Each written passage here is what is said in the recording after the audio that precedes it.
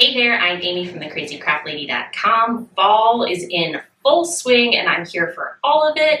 Here are a few craft projects for fall that I've been working on that I am so excited to share with you. Let's get making.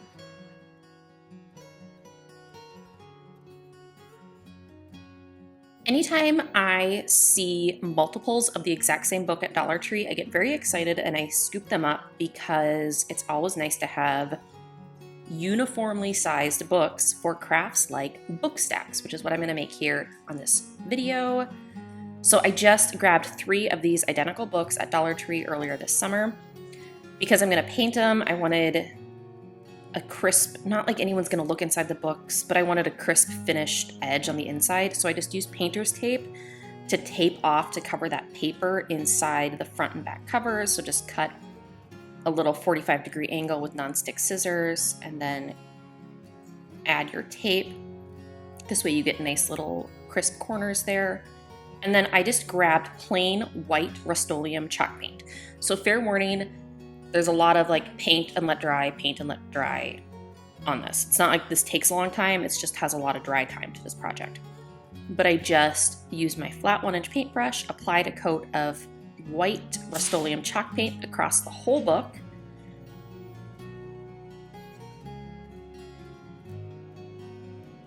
So just like the front cover, and then I set another paintbrush inside the front cover to keep it propped open while that paint dried. And to speed up the process, you can use like a heat gun or a blow dryer. Just very carefully kind of help that paint dry a little bit faster, and then add another coat. And I ended up doing, I believe, 3 thin coats of paint on both the front and the back of each of my 3 books here.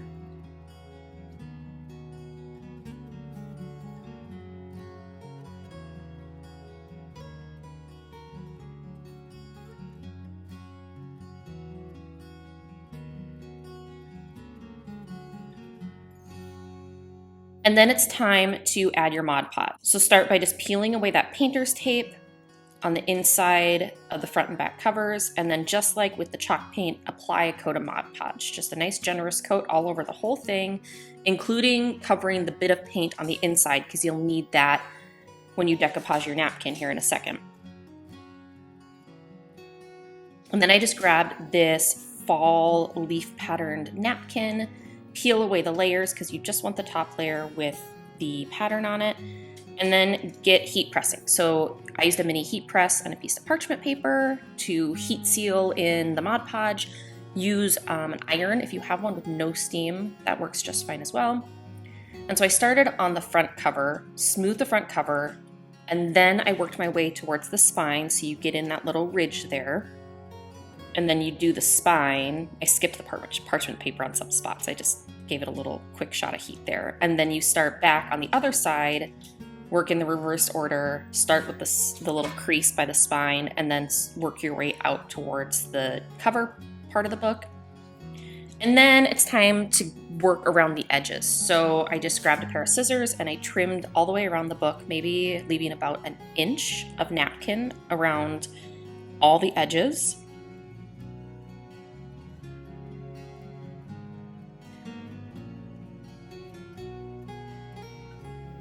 And then I trimmed a triangle out of each of the corners, as well as at the book spine, and I just got pressing. So, work in sections.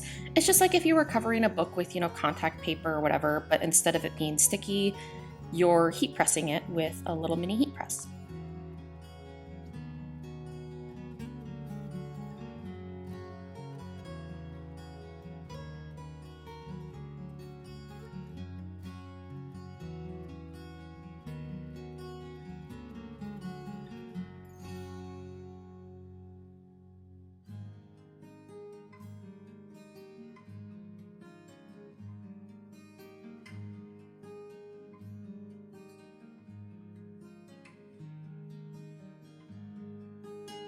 And then at the spine, you just cut a tiny little 1/4-inch tail end there and kind of use the front point of the heat press to really get that to cover there. Because you did add the white chalk paint beforehand, it's very forgiving. So if you don't get like the napkin to lay perfectly, it's fine. And then I decided, because these were brand new books, the paper was just too stark white compared to my other decorative books that I like to use that are a little bit aged and yellowed. So I just used a pouncer brush because I wanted something with a bit more of a stiff bristle. And I just used some light brown and cream chalk paint or matte paint. Use acrylic craft paint, literally whatever you have, it doesn't matter. And I just kind of distressed the edges of the book pages just a little bit so that they weren't so bright white and didn't look brand new and wouldn't stand out so starkly against my other books. But then here I have my finished little fall book stack craft.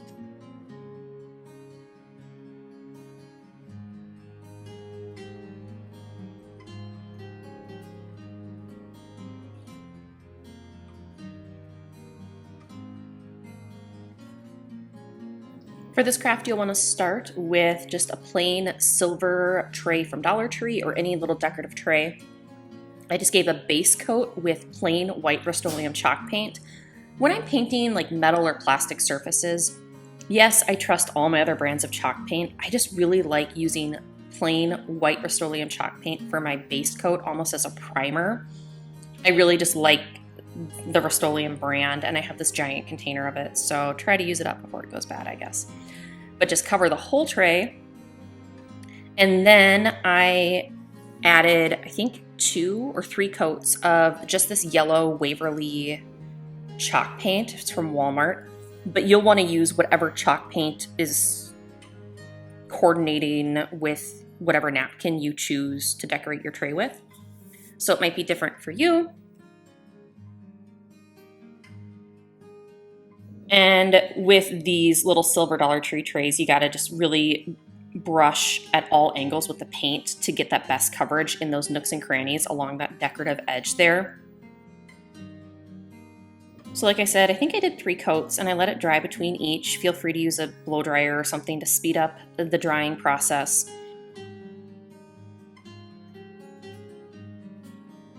And then add a coat of Mod Podge. So once again, this is matte Mod Podge. You're going to cover the whole tray just so that you have like an even finish. Like you don't want some parts that are paint and some parts that are Mod Podge, I guess. So just cover the whole thing and let that dry. And then you take whatever decorative napkin you like, peel apart the layers. So you just have the top layer with the design on it. Sometimes it's a little tricky there. I have to give it a few tries to get the layers of the napkin to separate. I know I often speed up these videos and I cut out the 30 seconds where I'm fidgeting with the napkin to try to get it to separate. So if it takes you 30 seconds as well, don't feel bad. It takes me that long. I just edit it out so you guys don't have to see my embarrassing craft moments. But I just laid the napkin flat on the tray and then used a pencil to trace around the ridges so that the napkin would fit right on the flat part of the tray there. So I just traced it, and then I used my craft scissors, and just be very careful because it is such a delicate, thin layer of napkin. But I just cut the whole thing out, rounded the corners, and because you're working with dry Mod Podge here, you can dry fit your napkin piece, and you say, okay, this part looks a little uneven, I'm going to trim that a little bit more, I'm going to round that edge a little bit more, until you get the exact fit that you want. I so very rarely apply anything to wet Mod Podge these days just because using the heat press method is so much easier and you don't have to deal with wrinkles nearly as much. But just set that in place and then grab your parchment paper and your heat press and start in the center and work your way out until the whole piece of napkin has been pressed into the Mod Podge and everything is sealed.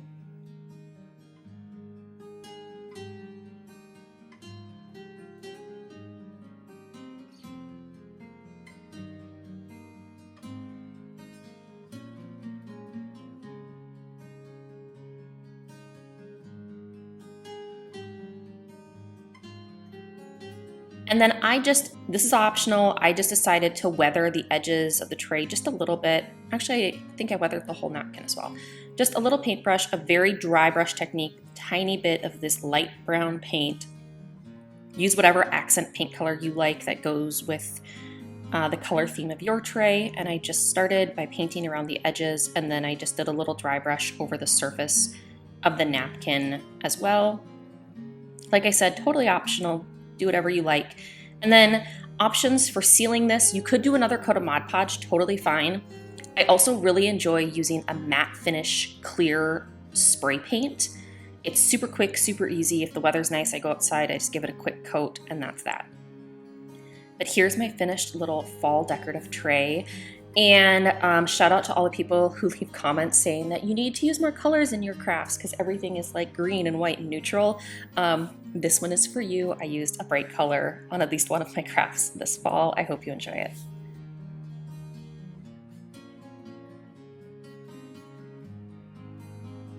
The dollar store sells all kinds of just plain white and off-white candles. So you're just gonna grab a pillar candle and a cute decorative fall napkin. So these, I got a pack of them at Hobby Lobby this fall. I thought they were super cute, so I thought I'd try to make some crafts with them. And then peel away so it's just one ply, cut it down to size.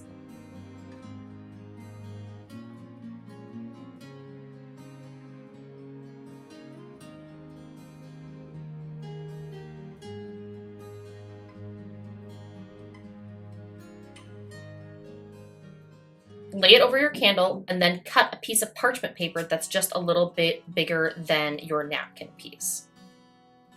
Then you just want to like line up that napkin piece, the cut edge, with the top edge of your candle. Lay the piece of parchment paper over top of it and then tighten the ends with one hand so the napkin is smooth against the candle surface. And then grab a heat gun or a blow dryer. I have successfully done this with a blow dryer, but now I have a heat gun in my craft room, so that's what I use. And then start just melting that first layer of wax. I got a little too close with my heat gun, so I kind of scorched my parchment paper a little bit, so don't be like me. Be patient, it takes a minute. But then, as that top layer of wax melts, the parchment paper will push that piece of napkin right into that melted wax, and it fuses the piece of napkin right into the candle. And then you can take that parchment paper away, trim away any excess. If you want to be like extra, I guess, you can fold the little piece of napkin down and then smooth it, like reheat and melt kind of the bottom of the candle to smooth that over to make a nice smooth edge on the bottom. I have successfully used this method I've printed onto like tissue paper, gift wrap tissue paper, and done image transfers this way. And I have like used those candles, I lit them, I burned them down, and I haven't had much of an issue with having that thin layer of paper on the candle. But you know, public safety announcement, fire safety first, never leave a burning candle unattended. Y'all have been warned by me, but this is just a cute little way to update a super plain candle with a cute image.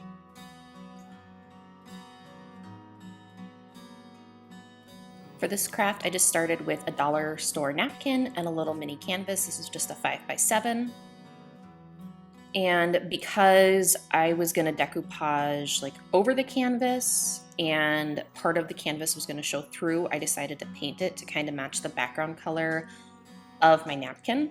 So you'll wanna do this to coordinate whatever napkin you're using. So I just did a cream coat. I think this is parchment color from Deco Art matte paint, and then I just did brown along the bottom because you'll see the bottom of that napkin design is brown. Just kind of make a little bit more of a finished result, I guess. And then I let that dry and then came back with a coat of Mod Podge. So on almost all of my projects, I use matte Mod Podge, so just a solid coat over the whole canvas.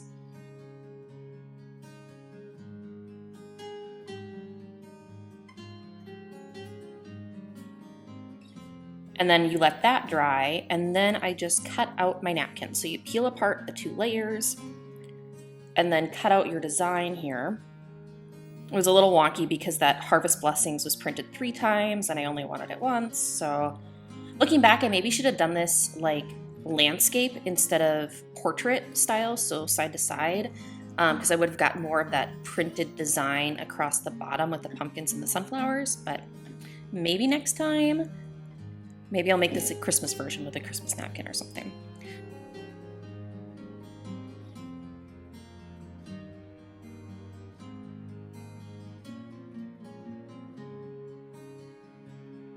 And so then I just set that in place, and then I heat pressed it using my mini heat press, and I just protected my surface with a piece of parchment paper. And this was a little bit more difficult than my other Mod Podge heat press crafts, just because that canvas, you don't have that solid backing behind the whole thing. So I ended up just flipping it over and ironing it from the back, so that I ended up getting a smooth result across the whole front of that stretched canvas piece. And then to finish it off, I just covered the edges as well. So you just smooth the edge over, heat press it, and then trim off any excess napkin pieces there. Super simple.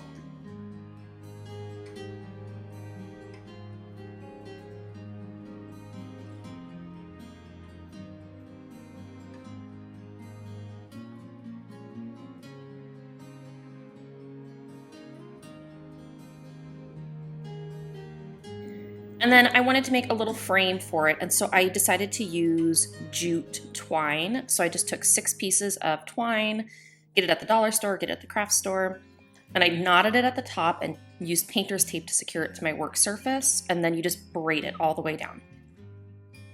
So the tail ends get tangled a little bit, but that's pretty easy to navigate through, and just a simple braid all the way down. And then I just hot glued that all the way around the edge of the canvas. So I trimmed off, I used a piece of tape to keep my braid from coming undone, trimmed the tape off, and then use hot glue. I just started at the bottom because I thought it would be easiest to hide the seam at the bottom, like the start and end point of my braid there. And then just hot glue at intervals all the way around the frame until you have the whole thing surrounded with that braided twine, and then that's it. Here's my finished little fall canvas craft.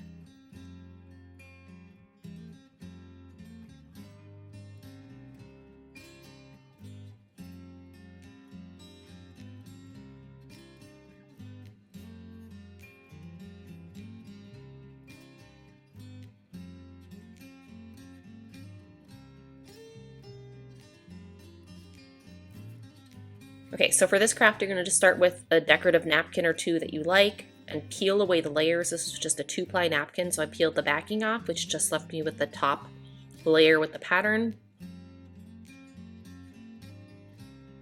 And then take your scissors and cut out the pattern and remove a fair amount of that excess white space. It doesn't have to be perfect, especially because this is going right onto a white pumpkin.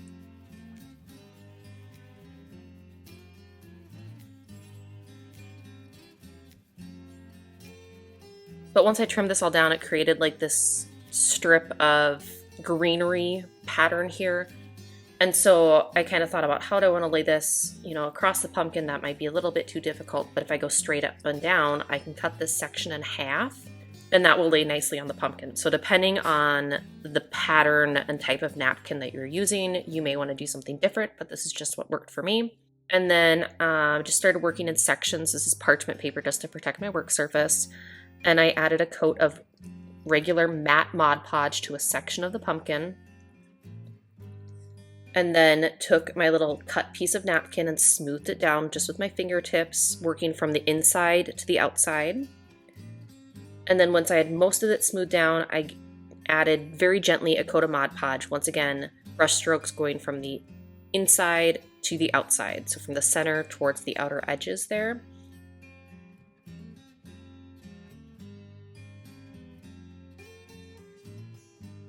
And then I added another section, so add more Mod Podge, add a piece of napkin, smooth it down with your fingers, and then once again, add a coat of Mod Podge on the top, working from the center out to the edges.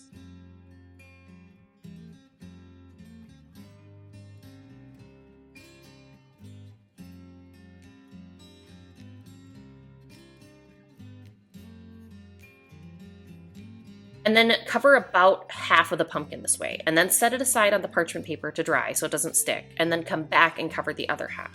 The reason being is I didn't want to be holding on to wet Mod Podge napkins while I was trying to cover the whole pumpkin, so it just makes more sense.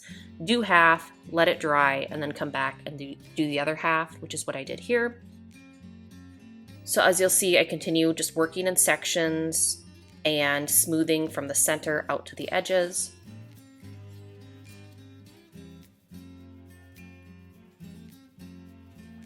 And then once both halves had dried, just to make this project more finished, I cut a small circle of napkin and I Mod Podged that right to the bottom of the pumpkin. Final step here is to paint the stem of the pumpkin a complementary color to whatever your napkin is. In this case, I made a custom color. I mixed Waverly chalk paint, which I usually get at Walmart, in the color Moss, along with Folk Art matte paint in the color Villa Green. Villa, V-I-L-L-A, green. This is just what I had on hand, and I mixed the two colors and it matched the napkin quite well. But here you go, here's my finished napkin decoupage pumpkin.